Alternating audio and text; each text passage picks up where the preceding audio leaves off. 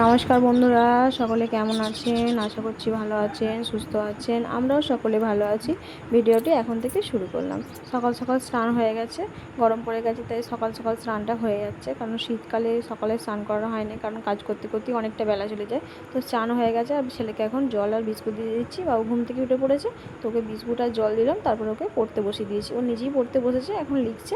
তো বাবু এখানে পড়তে বসেছে, তারপর বাবুকে স্কুলে দিয়ে এসেছি, রান্না বান্না করেছি, করে স্কুলে দিয়ে এসেছি। স্কুলে দিয়ে আসার পর অনেকটা বেলা হয়ে গেছে, তখন 11টা বেজে গেছে। তাই ঘরটা ভাবলাম যে অনেকদিন পরিষ্কার করা হয়নি, তো আজকে ঘরটা একটু পরিষ্কার করে নিই। কারণ দু একবার ঝড় হয়েছিল।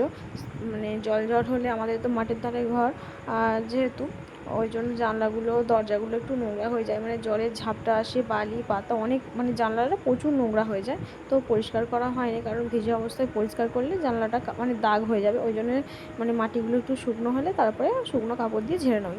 তো এখন এই দেখুন, শুকনো কাপড় দিয়ে প্রথমে জানলাগুলো ঝেড়েলাম, আর তার সাথে ঘরে একটু ঝুল হয়েছিল কোণে, সেই ঝুলটা ঝেড়ে নিচ্ছি। আর পাখাটা একটু ধুলো হয়েছিল, সেটাও একটু ঝেড়ে নিচ্ছি।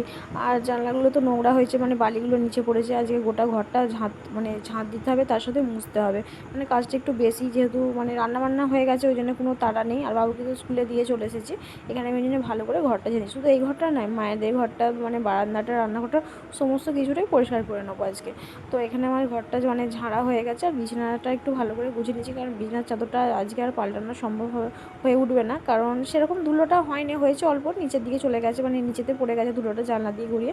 আর বেশিরভাগ ধুলোটা আমি বিছানাতে ফেলার চেষ্টা ফেলিনি, কারণ অনেকটা ধুলোই আমি চেষ্টা করেছি বাইরের দিকে ফেলার, তো ওরমভাবে ফেলেছি, বিছানাতে ধুলোটা কম হয়েছে। আর আমার বিছানা ঝাঁটাটা ছোটো, ওটা করে ঠিক ভালো করে হচ্ছিলো না, ওই জন্য একটা বড়ো ঝাঁটা নিয়ে এসেছি, ওটাই করে ভালো করে বিছানাটা ঝেড়ে নিলাম। এই দেখুন, আমার বিছানাটা গোছানো হয়ে গেছে। আর তার সাথে অনেকগুলো কাপড় জমে গেছিলো, এগুলো আমি পরে বাবুকে স্কুলে দিতে যাই, তারপরে ব্যায়াম শেখানো যায়, আঁকাতে এখন যাইনি, যাবো। তো ওই জন্যই কাপড়গুলো বার করেছিল, পরে যায়। তো ওইগুলো একটু ধুয়ে রেখেছিলাম, সেইগুলো একটু ভালো করে ভাঁজ করে নিয়েছি। ভাঁজ করে নেওয়ার পর বাবুকে তো স্কুল থেকে নিয়ে চলে এসেছে, আর ঘরটা ভালো করে আমার গোছানো হয়ে গেছে। আর বাবুকে আমি আর স্কুলে আনতে যাইনি, ও বাবা আনতে গেছিলো, ওর দাদা। তো স্কুলে নিয়ে এসে দেখুন আমার রান্না হয়ে গেছে, বাবুর জন্য খিচুড়ি, ডিম।